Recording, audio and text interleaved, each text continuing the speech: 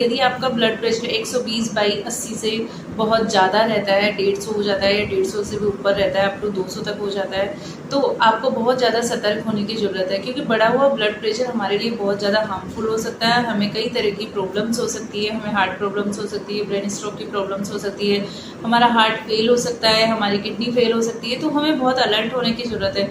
कई बार हम allopathy doctors के पास जाते हैं और हमारी वो जो मेडिसिन है वो अमाइलोडिपिन हो सकती है, टेलमिसार्टन हो सकती है, कुछ भी हो सकती है, उसकी डोज हमें सुबह शाम खाते रहते हैं, बट फिर भी हमारा बढ़ा हुआ ब्लड प्रेशर नॉर्मल लेवल में आता ही नहीं है।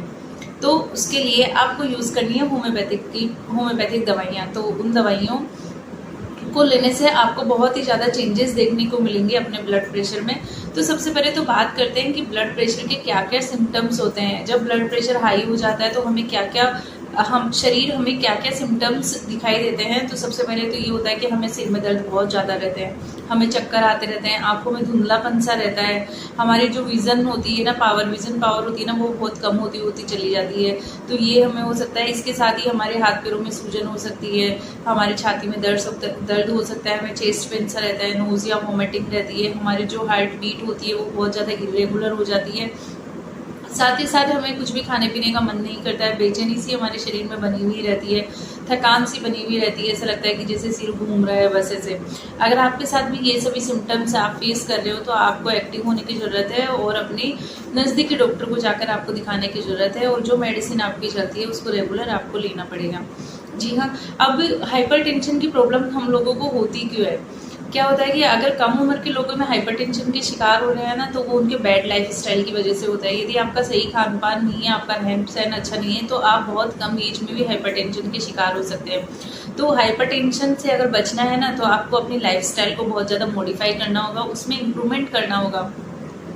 लाइफस्टाइल जैसे हाइपरटेंशन जो है, इसके क्या क्या रिस्क फैक्टर हो सकते हैं या क्या इसके कोजेस हो सकते हैं। तो उसमें जो सबसे पहला आता है वो आता है आपका ओबेसिटी। यदि आपका वजन बहुत ज़्यादा है तो आपको कम से कम 10% तो कम करना ही होगा अपना वेट। और इसके साथ ही यदि आप अल्कोहल लेते हैं तो आपको इसको स्टॉप करना पड़ेगा। यदि आप स्मोकिंग करते हैं तो आपको इसको बंद करना पड़ेगा। यदि आप बाहर का खाना पीना आपका बहुत ज़्यादा रहता है तो आपको ये सब चीज़ें बंद करनी होगी। आपको लो फेट वाली डाइट बहुत कम लेनी है। इसके साथ ही यदि आप एक्सरसाइज वगैरह कुछ भी नहीं करते हैं, कम से कम अपने आप को 30 मिनट का टाइम तो आपको मॉर्निंग में सुबह अपने आप को देना ही है। यदि आप ये सब चीज़ें नहीं करते हैं तो आपको हाइपरटेंशन होने के चांसेस बहुत ज़्यादा है। अब देखिए ना, आप अगर इन्हीं चीज़ों में अगर सुधार कर लेंगे तो आपको हाइपरटेंशन होने के चांसेस बहुत कम रहेंगे। कई बार क्या होता है कि दवाइयाँ ही हर चीज़ का सॉल्यूशन नहीं होती है।